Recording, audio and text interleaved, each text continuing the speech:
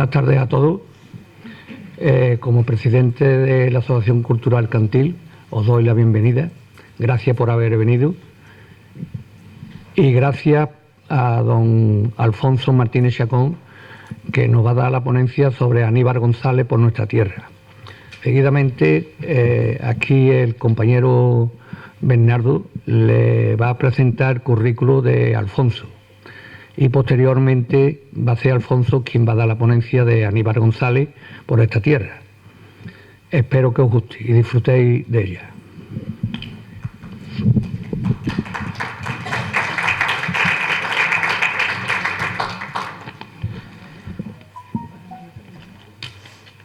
Alfonso Martínez Chacón nació en Ayamonte en 1942. La mayor parte de su vida ha estado ligada a Isla Cristina. Hizo los estudios de bachillerato entre Ayamonte, Isla Cristina y Palencia. Aprobó el preuniversitario en la Universidad de Valladolid y el selectivo de Ciencias en la Universidad de Sevilla. Cuando iniciaba sus estudios en la Escuela Técnica Superior de Arquitectura de Sevilla, sobrevinieron diversas desgracias y problemas familiares que le dejaron marcado gran parte de su vida. Obtuvo el título de arquitecto en la Escuela Técnica Superior de Sevilla en el año 72. Su vida profesional ha estado repartida entre Isla Cristina y el Ayuntamiento de Huelva entre los años 73 y 2008. Participó de una etapa bastante buena de su actividad profesional en ambos municipios, Isla Cristina y Huelva. Entre los años 70 y 80 del siglo pasado, tuvo una actividad muy luchadora con respecto al urbanismo del municipio de Isla Cristina, en parte por estar en desacuerdo con el planteamiento urbanístico de este municipio. A partir de los años 80 tuvo que abandonar esa lucha por la aparición de nuevas adversidades en su vida. Desde hace unos años dedica una parte de su tiempo libre a lo que él llama el placer de aprender, asistiendo a los talleres municipales de pintura y teatro, así como a escribir en el periódico local La Higuerita. Aficionado a la pintura, ha hecho varias exposiciones individuales. Le gustan mucho las marinas, los retratos. Estos últimos suponen para él el género más laborioso de todos. En el 2014 hizo una exposición en el Salón de Exposiciones del Centro Social La Morana en Huelva, edificio que Alfonso precisamente proyectó. Ha recibido clases de Charo Olías y de Miguel Ángel Concepción. Entre sus trabajos como arquitecto cabe destacar el proyecto de restauración y remodelación de la Casa Gildita, la remodelación de la Plaza de las Monjas en Huelva, así como la restauración de la Ermita de la Soledad, también en Huelva. A destacar también me parece muy interesante una ponencia editada en formato libro titulada Hitos arquitectónicos en el devenir de Huelva y sus causas. En ella explica los diversos periodos del desarrollo urbanístico de la capital de la provincia. Hoy nos viene a disertar sobre la figura de Aníbal González, el autor de gran parte de las obras más interesantes construidas en Sevilla con motivo de la Exposición Iberoamericana de 1929 y trabajó también en otros puntos de Andalucía, como el caso de Isla Cristina. Cedo la palabra a don Alfonso Martínez Chacón.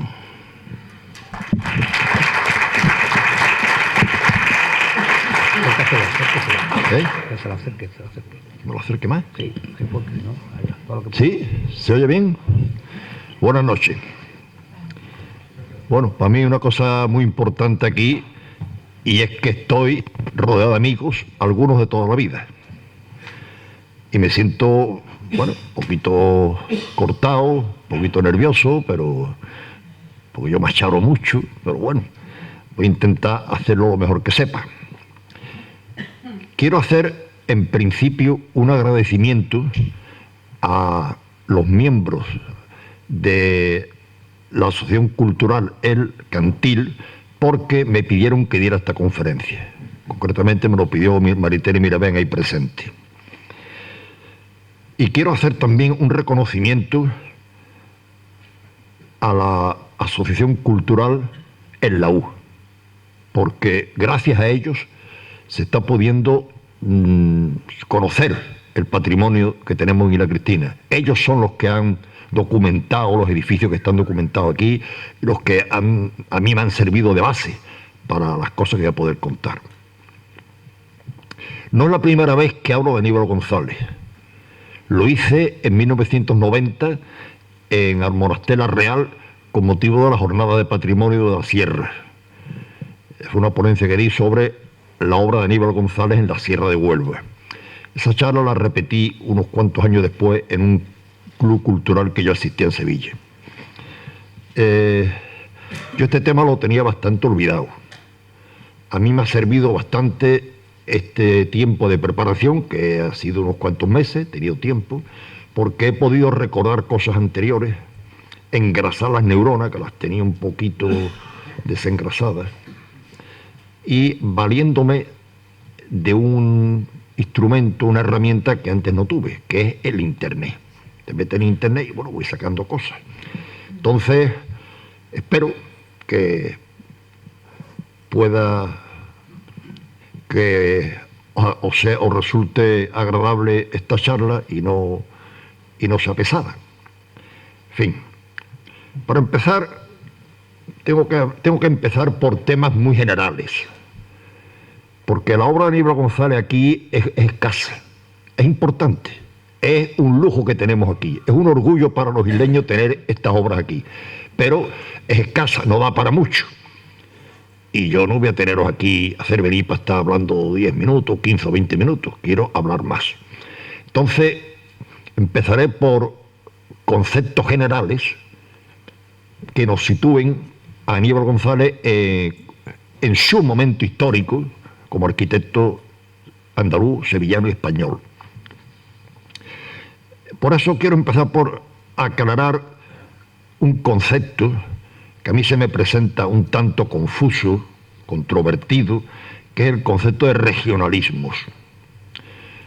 Lo veo confuso y controvertido tanto a nivel culto intelectual como a nivel vulgar y cotidiano. A nivel culto intelectual, yo me he percatado, he visto libros y he visto edificios en Salamanca que le ponen el apodo de regionalistas, que realmente pues no lo son, no reúnen las condiciones. El regionalismo los regionalismos tuvieron unas características y se dieron en un tiempo, el primer tercio del siglo XX, hasta 1935 como mucho. Después ya surgieron otras cosas. Y a nivel vulgar, pues también hay mucha confusión. Se habla del estilo andaluz. Se intenta confundir el concepto de regionalismo con el estilo de una región o de otra, cosa que no siempre coincide, y mucho menos en nuestra región. De esto ya he escrito a la Grita, he escrito en el Word Información bastante, ¿no?, en otros momentos. Los regionalismos tuvieron un antecedente histórico, que fue el historicismo en arquitectura, que recorrió gran parte del siglo XIX.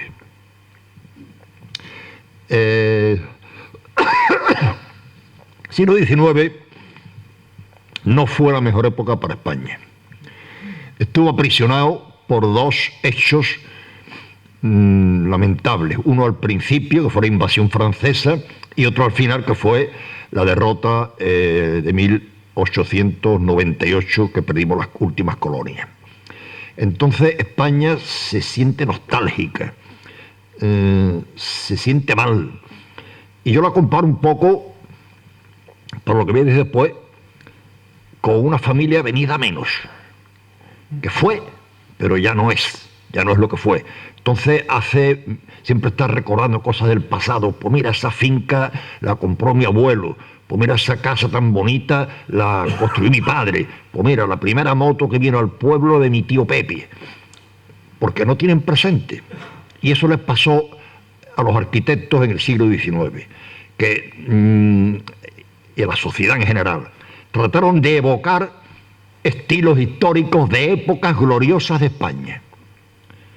Y se crearon lo que se llaman los revivals o neoestilos. Perdona si me extiendo un poco en esto, pero es que creo que es fundamental para poder situar la figura de Aníbal González. Entonces, que se crearon los neoestilos que evocaron épocas del pasado glorioso. El neoárabe, el neonazarí, el neocalifal. Bueno, aunque fueron obras que se hacían en territorios dominados por los árabes, pero fue en la península ibérica. El neomudéjar, que fue una se consideró como una castellanización de lo árabe, el mudéjar, el románico mudéjar o mudéjar castellano-leonés, que yo he visto iglesias preciosas en la provincia de León, de Valladolid, de Zamora, el neoplateresco.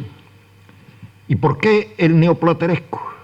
Porque el plateresco fue la manifestación que vino, la primera manifestación en España del Renacimiento, como una especie de transición entre el gótico isabelino y el Renacimiento, con muchas florituras puestas. Plateresco viene de platero, arte de los plateros, que a mí personalmente nunca me ha hecho mucha gracia, pero bueno.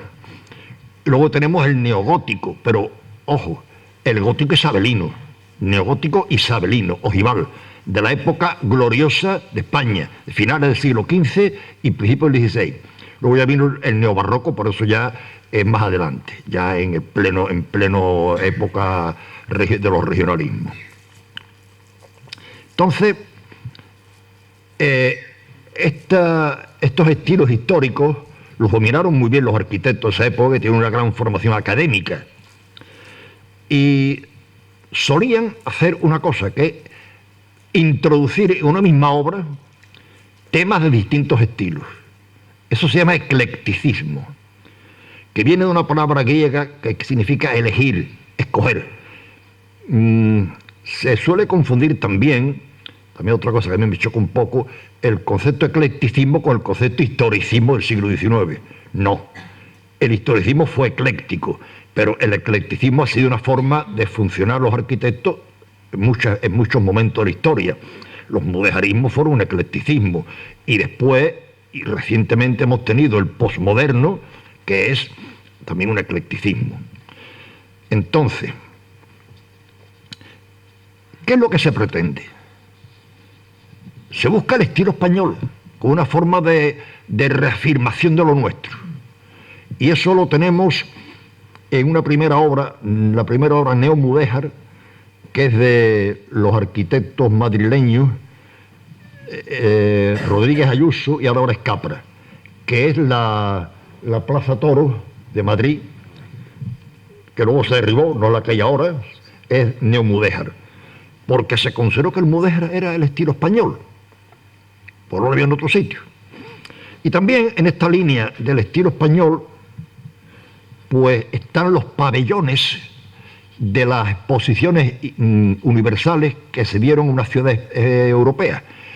Lo más importante que yo puedo contar de todo esto es el pabellón de Arturo Mérida en la exposición de París de 1889, que aquí mezclan los tres estilos. Fíjense, las torres extremas son neoplaterescas, uno de los tres estilos que hablé antes. El elemento central es neomudéjar y los vanos intermedios son neoisabelinos. Entonces, como resulta que el estilo español no existió, fue una quimera, pues el historicismo, cuando llega al siglo XX, final del siglo XIX, pues termina y en dos tendencias: en el modernismo y los regionalismos. Ambos son, en cierto modo, ya en este siglo, bueno, en el siglo XX, ambos son una reacción contra el historicismo que pretendió el estilo español y no llegó a nada. Buscaban la emotividad, el colorismo. Y en eso coincidieron el modernismo y los historicismos. Modernismo no es la arquitectura moderna de hoy. Modernismo es una corriente que hubo a finales del siglo XIX y principios del XX, que se ha prodigado mucho en Cataluña: Gaudí, Domènech Montaner, Puig Cadafalch y unos cuantos más. Bueno, pues mientras que el modernismo usa los elementos historicistas, dándole una nueva sintaxis, un nuevo lenguaje más libre, más frívolo si se quiere, introduciendo técnicas nuevas de la construcción, el hierro, el hormigón, el vidrio, los regionalismos usaron los temas historicistas manteniendo la misma sintaxis, el mismo lenguaje, y ahí se introducían elementos castizos de cada zona. Esto yo lo quería aclarar. Los regionalismos más importantes fueron el sevillano, cuya figura más conocida, del que iba a hablar aquí, fue Aníbal González, y el cántabro, cuya figura más importante fue Leonardo Rucabado. También hubo un regionalismo también curioso en el País Vasco. Yo me he percatado de que hay una cierta diferencia entre el regionalismo sevillano y los regionalismos del norte. En los regionalismos del norte, tanto el cántabro como el vasco, sobre esquemas de arquitectura tradicional de allí, de muchos siglos, introducían elementos del historicismo. Los arcos, en fin, todo lo que pueda caber en los estilos históricos. Mientras que en el regionalismo sevillano, que empezó con Aníbal González, sobre esquemas y edificios historicistas introducen temas castizos, al contrario de lo que se hizo por el norte.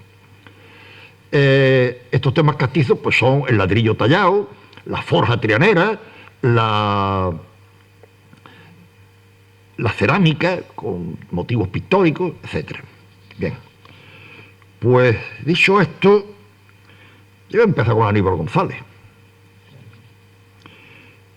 Aníbal González empezó haciendo arquitectura modernista, en un primer periodo que duró hasta 1906-07, como mucho, junto con su suegro José Gómez Otero, padre de los Gómez Millán. Fueron tres, fueron arquitectos: Antonio, consuegro de Román Pérez; José, consuegro de don Francisco Rosselló; y Aurelio, que ese sí lo conocí yo, incluso los hijos faltan, ¿no? Fueron profesores de mi escuela. Y voy a poner ahora la primera obra modernista que hizo Aníbal González. Este es el Café París, en La Campana, en Sevilla, esquina Calle O'Donnell. Una preciosidad que en los años 60 del siglo pasado lo demolieron con gran disgusto por parte de muchos, entre ellos yo. Otra obra, esta sí se conserva bien, de Aníbal González, modernista, en la calle Alfonso XII y a la calle Almirante Ulloa. Y ya pues después siguió manteniendo algunos temas del modernismo, pero se escoró hacia el regionalismo sevillano. Bien, ¿qué le llevó a Aníbal González a cambiar de rumbo? Pues muchas cosas. En primer lugar, se me oye bien, ¿no? En primer lugar, que él gana el concurso de la Exposición Hispanoamericana para el 29, en 1911. Un proyecto, curiosamente, nada más que se presentó él de los arquitectos de Sevilla. Se presentó un arquitecto del norte y un ingeniero, y lo ganó él. Él demostró grandes conocimientos y le dio un tinte muy, muy castizo sevillano a ese proyecto con el que ganó el concurso. Luego había un tema socioeconómico. El modernismo hubiera dado al traste con los moldes trianeros de la forja, del ladrillo y del azulejo. Y eso nos interesaba. También, tanto él como Leonardo Rucabado, el que he nombrado, de Cantabria, que empezó haciendo modernismo, se escoró al regionalismo de allá arriba, porque tuvieron bastante presión de profesores de la escuela que habían tenido, como Lampérez y La Piedra. Y otro hecho es que en 1910, en el Ayuntamiento de Sevilla, un concejal llamado Manuel Lepe hizo una propuesta de un concurso de fachadas, pero hacía prohibición del estilo modernista. Bien, entonces, ahora esta es la primera obra del regionalismo sevillano de Aníbal González. Es claramente neomudéjar.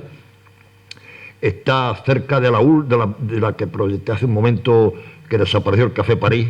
Esto está en la misma Campana, cerquita. Bueno, ahora voy a hablar de Aníbal González también arquitecto y como urbanista. Fue un entusiasta del urbanismo. Como se dice ahora, como no puede ser de otra manera, una muletilla que ahora se emplea mucho, como corresponde a un arquitecto que se precie de serlo, tiene que tener grandes inquietudes en el urbanismo. Eso lo demostró en la Plaza de América, que está una de los pabellones, posteriormente en la Plaza España y en los chalés de la carretera de Alájar en Aracena. En la Plaza de España pues tenemos los tres estilos, lo mismo que hizo Arturo Mérida en el pabellón de París de 1889, que mete el neomudéjar, el neoplateresco y el neoisabelino, pues aquí hizo lo mismo. Aquí tenemos el pabellón, pabellón de la ciencia, no me acuerdo cómo se llama, que está al sur de la Plaza de América. La Plaza de América es la Plaza de las Palomitas en Sevilla, que está al sur del parque. Este es el pabellón real, de estilo neoisabelino, aunque aquí no hay ninguna ojiva, yo lo estuve viendo el otro día en Sevilla. Y este es el pabellón mudéjar, el más grande de los tres, dedicado ahora a más exposiciones normalmente.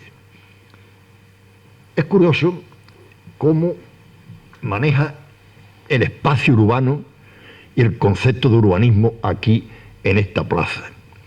Tiene una gran escala, pero una escala que él la va reduciendo, creando mini placitas más pequeñas en todo este entorno. No tengo fotos, porque cuando estuve el otro día en Sevilla ya era muy tarde y no pude hacer fotos.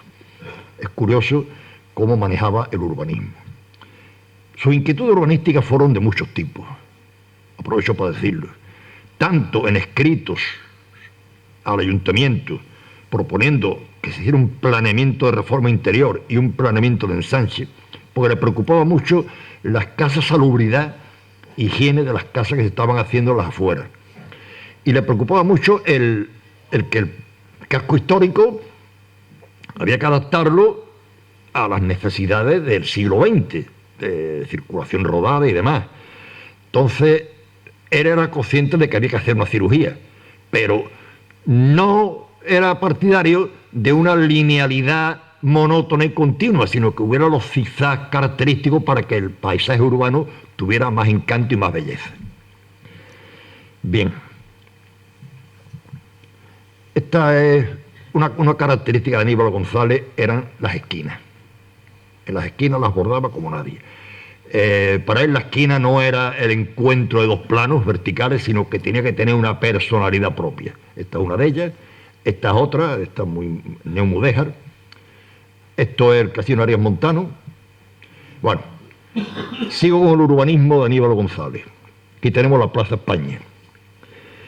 La Plaza España es un conjunto en sí mismo, una monería urbanística, aparte de lo que pueda gustarnos arquitectónicamente más o menos, era una monería.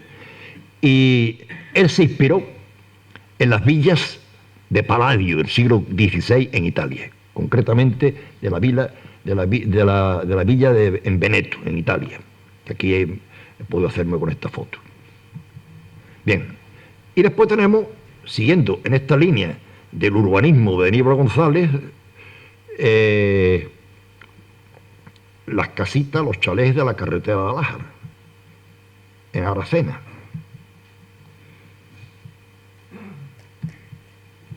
Bien.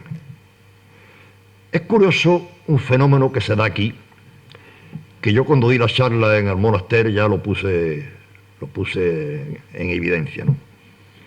Aníbal González había tenido tres periodos: el periodo modernista, un periodo historicista en el que tocó los estilos historicistas, el neomudéjar, el neoplateresco y el neoisabelino, y luego ya a partir de 1912 ya se inclina casi exclusivamente en el neobarroco. Pero es que estos chalés los proyectó en 1915, cuando él estaba en plena época barroca, y aquí no tienen nada que ver estos chalés con el barroco. Están influenciados, tienen influencia del norte de España, porque él tiene bastante contacto con Rucabado, el de Cantabria, y sobre todo tiene influencia nórdica, porque él se ilustraba, se documentaba con con grabados, láminas, y yo creo que lo que hizo Aníbal González en Aracena fue un experimento. Yo creo que hizo allí lo que no le dejaban hacer en Sevilla. A Aníbal González no lo hubieran dejado hacer en Sevilla ninguna cosa de esta. Los sevillanos ya sabemos que son muy chauvinistas, y su barroco, y su plateresco, y su cosa, y no, esto que tiene un tinte nórdico tremendo, no se lo hubieran dejado hacer. Bueno, pues esto es lo que puedo hablar en general de Aníbal González y de los antecedentes para situarlo en el tiempo y en su contexto histórico. Si os parece, ahora, antes de entrar con Aníbal González y Isla Cristina, podemos hacer un pequeño coloquio si me queréis preguntar cualquier cosa o aclararme o corregirme. Yo aquí estoy más para aprender que para lucirme. Y si alguien me dice, pues mira, esto que has dicho no estoy de acuerdo, pues encantado. Así que si queréis, empezamos por un pequeño coloquio antes de entrar con Aníbal González y Isla Cristina. ¿El casino de Arias Montano está en Aracena? ¿Qué? ¿El casino de Arias Montano está en Aracena? Sí, claro, el casino Arias Montano, en la plaza principal. Eso es de la época ya regionalista, pero tiene, voy a ponerlo otra vez, tiene todavía reminiscencias modernistas. Fíjense los barandillas de todo esto, y esto que tiene bastante similitud con obras modernistas que se estaban haciendo en otros sitios. Es de 1910, 1909 y 1910. Ya diría yo que era una etapa de transición entre el modernismo y el regionalismo de Aníbal González. Una pregunta, Alfonso. Desde el punto de vista de la época, Sí. comparativamente, es un símil que hago yo. ¿Se podría llamar con justicia el Gaudí de Andalucía? Bueno, O sea, una ¿será pregunta... que ya no sabemos vender? Bueno, yo creo que eran diferentes. Eran diferentes. Yo me refiero Gaudí ni siquiera dentro del modernismo era ortodoxo, era heterodoxo completamente. Lo que pasa es que era un genio. Aníbal no ha sido un genio, ha sido muy ortodoxo. Yo creo que están a distinto nivel uno que otro. Yo de Aníbal González me atrevo a hablar. De Gaudí tendré que estudiar mucho para hablar de él. Pero en fin. Y ahora me acuerdo que se me ha pasado algo por decir.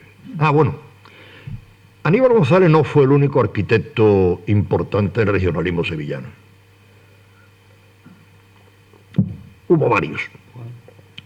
Hubo Gómez Millán, que los he nombrado antes, Arévalo, Espiau, Vicente Traver, y uno muy importante y muy considerado, que era Juan Talavera Heredia. Mientras Aníbal González era un gran estudioso de los estilos históricos, historicista, Juan Talavera se dedicó fundamentalmente a estudiar el barroco rural, los cortijos. Y ese lenguaje de los cortijos, esa arquitectura blanca, la transportó a la ciudad. Y como vivió muchos años, Aníbal González murió con 53, pero Juan Talavera murió con 80, el año 60, pues pudo hacer muchas cosas. Y creó lo que se puede llamar el post-regionalismo después de 1935. Que eso sí podemos considerar que es un estilo andaluz. Que luego se ha tergiversado y se ha malogrado y, en fin, no quiero ni hablar. Un estilo inspirado en los cortijos, transportado a la arquitectura urbana entre casa entremedianera. Bueno, pues ahora ya vamos a empezar a hablar de Aníbal González aquí en este pueblo.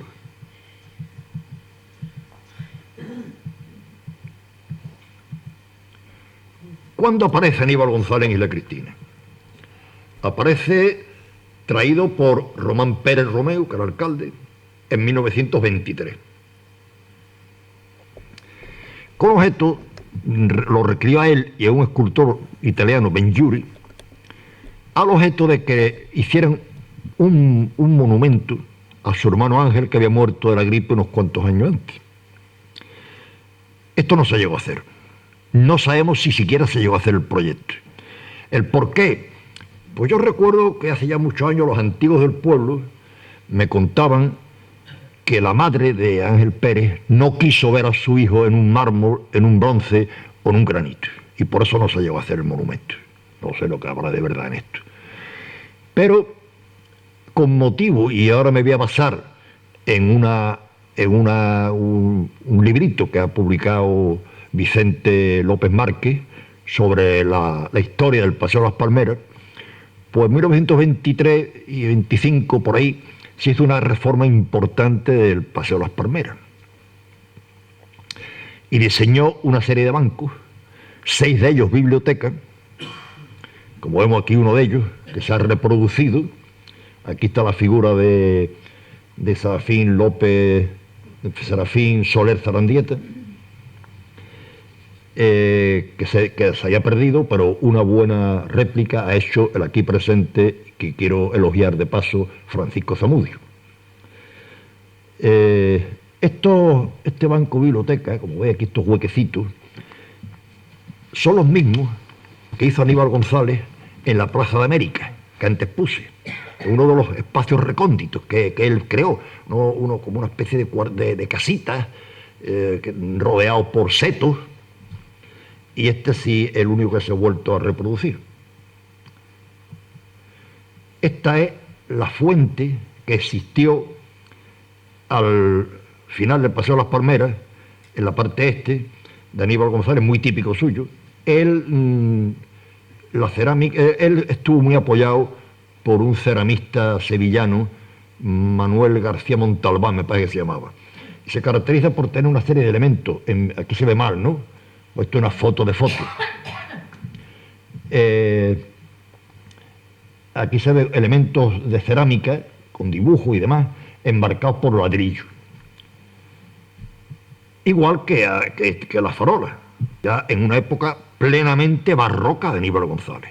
Fíjense esta farola, su pedestal, el fuste y lo que es el propio farol, que estaría muy bien en un paso de un Padre Jesús en Semana Santa, típico. Bueno, el dato de que Aníbal González apareciera aquí en 1923, traído por Román Pérez Romeu, me da a mí bastante posibilidad de apostar por la autoría de Aníbal González, dos edificios que no están documentados, que es la fábrica de guano del Pozo del Camino, que la han tirado, pues estaba en ruinas, estaba en peligro para los niños del colegio al lado, y la fábrica San Antonio, de la antigua fábrica de hielo. Estas dos fábricas las promovió un hermano de Román Pérez, Tomás Pérez Romeu, que fue el que trajo aquí a Aníbal González. Por lo tanto, es muy de pensar que de haber sido algún arquitecto el autor de estas obras fuera Aníbal González. Eso es un argumento. Otro argumento que tengo es el tinte modernista que existe en estas obras, sobre todo que aquí no tengo fotos, de la fábrica de guano del Pozo del Camino.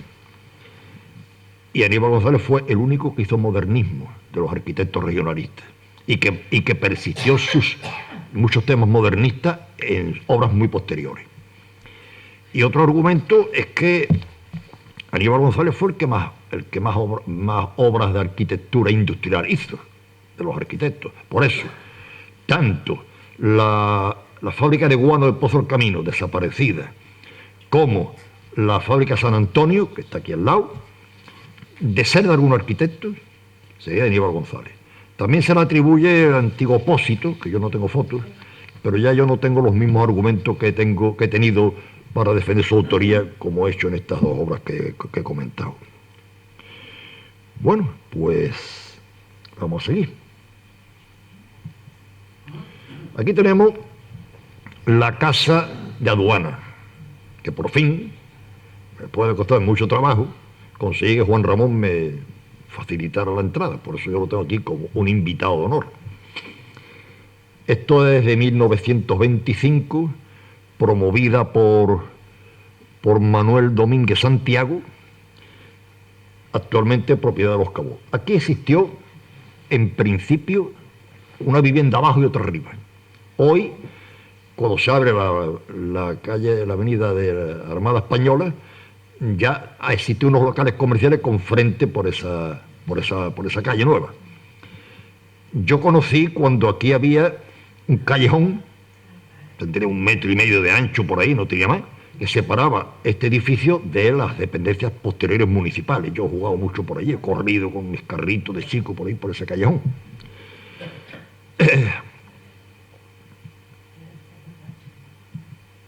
Bueno, esto es la calle del Prado, Armada Española. Como se ve, es un edificio con un solar muy irregular. El ángulo que forma las dos calles es aproximadamente de 60 grados. Ahí se sitúa la escalera, en esa esquina. Tenemos dos crujías paralelas a la fachada.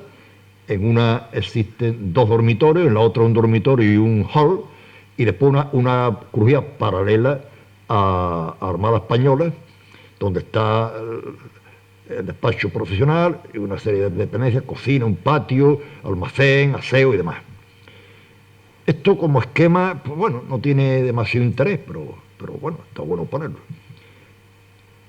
Aquí, como se ve, hay solamente un tratamiento no muy marcado, no muy esforzado en cuanto a la fachada. ¿Por qué? Porque esto antes no era una calle, esto era un callejón y no se percibían las cosas. A mí me despistaba mucho esta ventana de en medio arriba más alta, pero por lo visto, según me ha contado Juan Ramón, eso se hizo con posterioridad.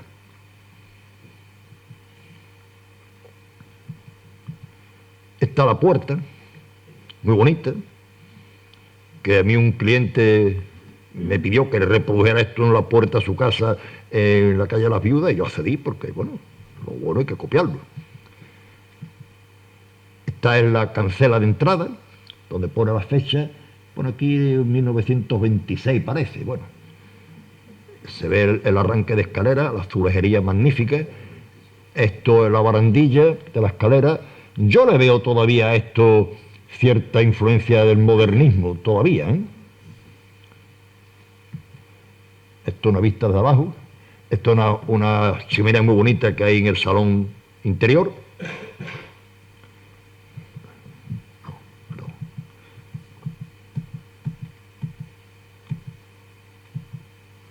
Y esta fachada, la fachada principal, consta de 2 partes.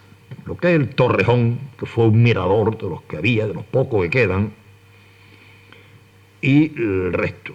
La parte de la derecha es netamente barroca. Es netamente barroca. Su forja, su recercado de ladrillo, todo es muy sevillano. Sin embargo, este elemento vertical, además está separado por 2, está enmarcada la fachada de la calle del Prado por 2 franjas verticales de ladrillo. Aquí no vemos lo mismo del barroco, lo es la puerta y lo es un poco los elementos que tiene, pero el remate del mirador, de la torreta, no responde a los torreones del barroco sevillano, que se suelen rematar con cubierta a 4 aguas de teja en 2 colores o en 3. ¿Y esto por qué? ¿A qué me recuerda esto? Pues esto tiene todavía una influencia del neoplateresco, aunque ya aquí el historicismo en Aníbal González se fue desvaneciendo bastante. Bien. No creo que me quede mucho por decir de este edificio. Todo lo he sacado todo lo que he podido. Bien.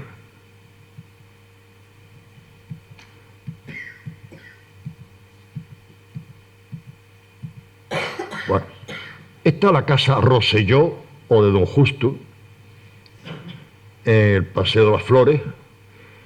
Aquí vemos una planta. Yo podía sacar un esquema como buenamente pude. Se trata de un edificio de una sola planta. Esto sí tiene interés la planta de esta, porque responde a la tradición de aquí de esta zona de varias crujías paralelas a fachada, con un pasillo central que desemboca en un comedor que da a su vez en un patio. Aquí mezcla la tipología tradicional de aquí de esta zona con el patio sevillano. Vamos a verlo. Esta es la fachada principal. Esto es un detalle de la fachada. Es tan magnífico, se conserva bastante bien, sobre todo los azulejos. El ladrillo no tanto, porque esto es un clima húmedo y salino. Este es la cancela de entrada, la azulejería de mensaje interior, y esta es la montera que cubre la segunda crujía a modo de patio sevillano. Esta es la cristalera que hay posteriormente en el comedor del fondo, la que da al patio. Esto es un detalle del pasillo. Y esto es el patio posterior, que tiene unas dependencias que se accede desde el exterior, desde el patio. Bueno, pues esta obra fue promovida por don José Rosselló Ferrera y su señora doña Manuela Zarandieta Rosselló. Fue construida por, aquí tenemos una nieta del que lo construyó, que fue Saturio Santiago Ferrera, Calañé, afincado aquí, en esta zona. Y aquí existe un edificio antiguo, una casita, que la tiraron para hacer esto, porque habían cogido una herencia de unos familiares que estaban en Cuba. Entonces promovieron este edificio, que yo creo que es una monería que tenemos aquí. Y estilísticamente,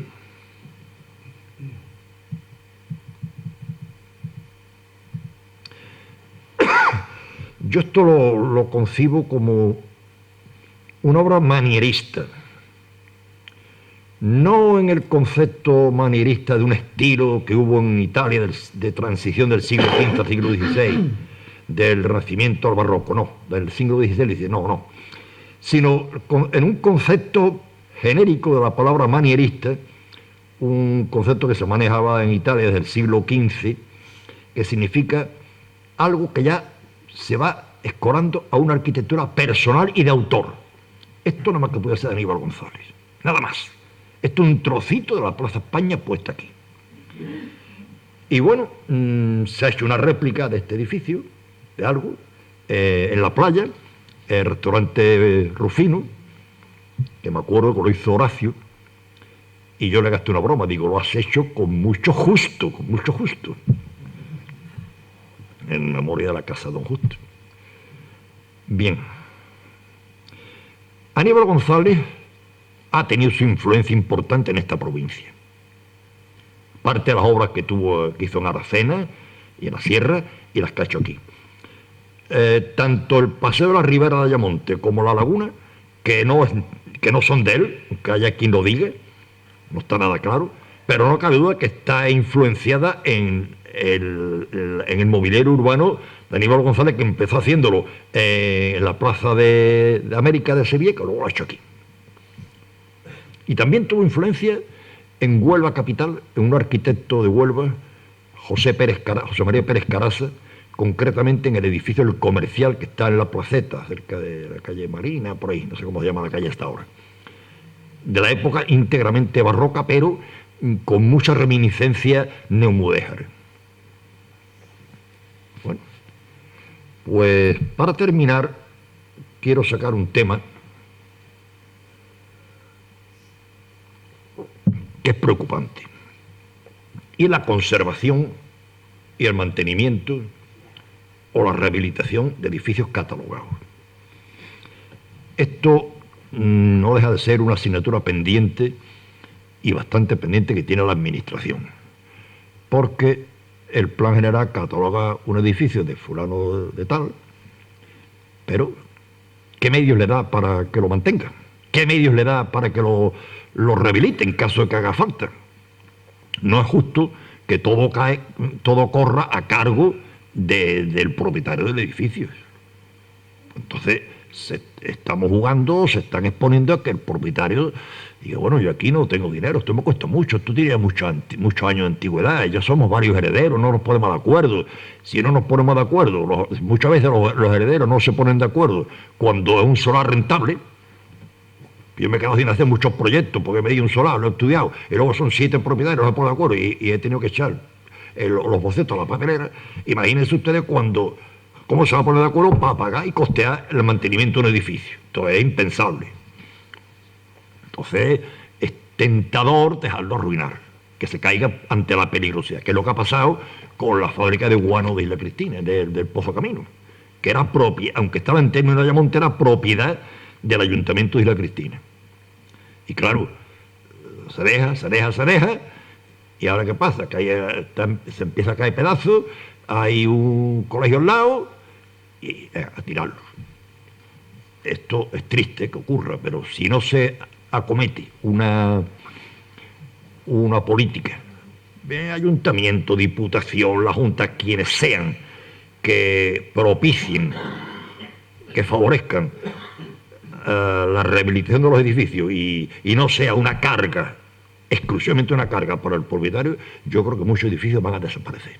Así que esto es lo que yo he contado y espero que os haya gustado. Si habéis tenido tomate para tirármelo, mejor que me lo deis en una bolsita para yo hacer un gazpacho con ellos.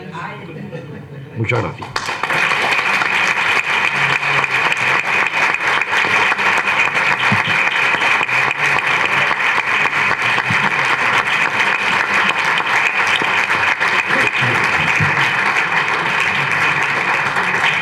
Muchas gracias. Bueno, ya está. Dime. Creo que se te ha quedado. Sí, es seguro, seguro. Seguro que no. El Palomar. ¿El Palomar de qué? ¿El Palomar de qué? ¿De la Redondela? Es de arriba. No lo sé. Según lo que Yo creo que es bastante anterior, ¿eh? a mí me han dicho. Yo creo que es bastante anterior. La obra esa, la casa grande que estaba bastante abandonada, se hizo al mismo tiempo casi que el Palomar, el de 1750. ¿De qué? 1750. Claro, no puede ser Aníbal González, es muy anterior. Imposible. No te preocupes que si hubiera sido Aníbal González, ya los señores del la U lo hubieran documentado, lo hubieran dicho. Bueno, si alguien Nadie quiere decir algo más. preguntar más nada. Alfonso, la Dime. casa de Román Pérez no la hizo también. ¿Qué? Aníbal, ¿Cuál? la casa de Román, donde vivía de Román y Adelaida. Sí, no está documentado. Y adentro también Es una presumible cocina, que fuera de él, pero no está documentado. Pero el estilo era... Bueno, el estilo hasta cierto punto, ¿eh? Sí, bueno, todos los arquitectos regionalistas empleaban el azulejo. Yo me lo pregunto muchas veces. Pero se lo he preguntado a herederos de Román Pérez y no saben nada de eso. No me extraña que no lo sepa. No saben nada de eso. No tienen ni idea. Pero yo... Sería interesante investigar sobre eso, sí. Pero también hay que tener en cuenta que entonces no todas las casas buenas y bonitas las hacían los arquitectos. Maestro de obra muy buenos. Estaba influenciado por los arquitectos, decían cosas muy buenas. A mí no me extraña nada que la fábrica de San Antonio, la del guano, lo hubieran hecho maestros de obra. No, pero yo lo que te digo que si Aníbal González era amigo del Román, fue el que lo trajo aquí. Eso yo lo pienso, pero no le veo yo demasiadas características a ese edificio de Aníbal González. No lo veo yo demasiado. No tiene nada que ver con lo que era la casa, ni la entrada, Ya. no tiene nada que ver.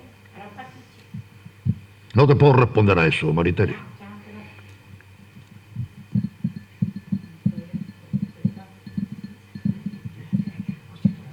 no.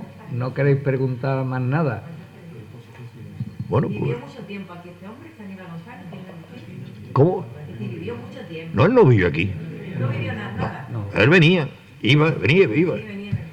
Estuvo aquí presente pues desde 1923 hasta 1920. Él murió muy joven, murió en el 1929. Le faltaron 10 para cumplir los 53 años. Él fue el arquitecto encargado de la Expo del 99, pero lo destituyeron, porque seguro que murió de sufrimiento que le dieron. De lo de la exposición lo destituyeron de la obra. ¿Cómo? Lo destituyeron de la... de... Lo echaron. ¿Lo de qué? Lo echaron Lo echaron de hacer el pabellón de... Al final, ¿De qué? De lo de la Plaza España. Lo destituyeron porque... él tuvo un problema con el ayuntamiento. Por temas políticos. Entró ahí un comisario, un tal Cruz Conde, no se llevaban bien y... Claro, yo pienso que Aníbal había proyectado obras muy costosas, muy complejas, de mucho tiempo de duración. Y la exposición tiene que estar 29. Entonces, al arquitecto que ahí no coinciden los intereses del político con los intereses del arquitecto. El arquitecto lo que quiere es que salga muy bonito y muy bien. El político quiere que salga a su tiempo. Y yo pienso que por eso debieron de... Pero que él llegó a pagar de su bolsillo ¿Qué? a los albañiles cuando lo echaron del ayuntamiento para que hicieran las cosas como él había Él proyectado. pagaba de su bolsillo, pues sí, no me extraña. Tuvo un atentado. Tuvo un atentado también, sí, un ciertamente. atentado. Tuvo un atentado. haciendo eso también estaba haciendo... Que por cierto era para pedir más sueldo a los obreros. Y a la salida del ayuntamiento tuvo el atentado. Con la suerte que no le dieron los 3 tiros que le pegaron. ¿Cómo? El ayuntamiento de la Estaban de muertos. ¿De Galaroza? El de ayuntamiento. Galaroza. Eso lo estaba haciendo mi abuelo también.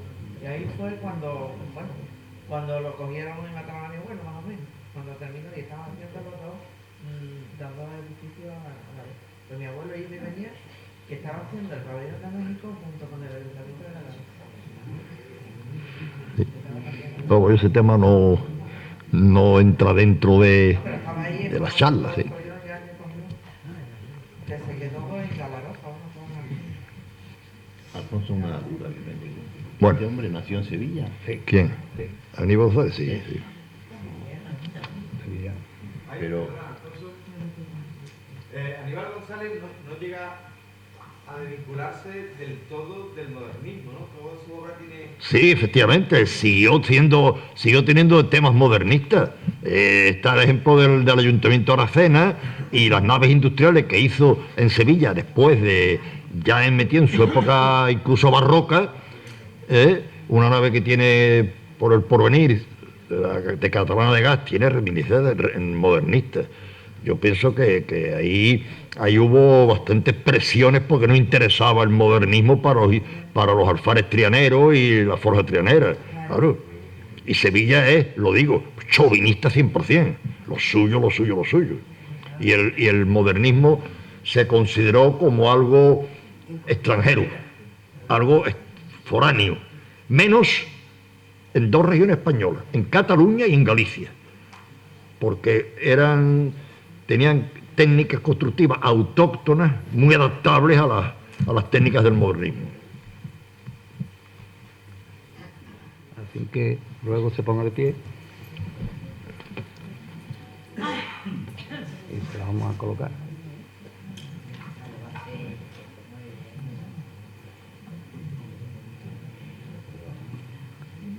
Ya, y Bueno, pues yo agradezco.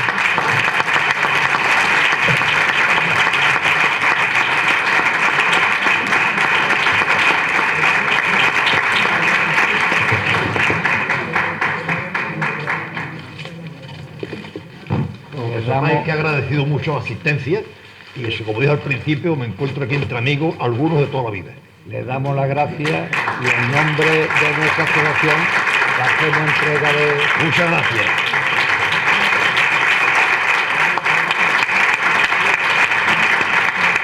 Alfonso, espérate que te tienes que llevar lápiz. Lo vamos a sacar ahora, espérate, eso no lo puedes sacar. Espérate.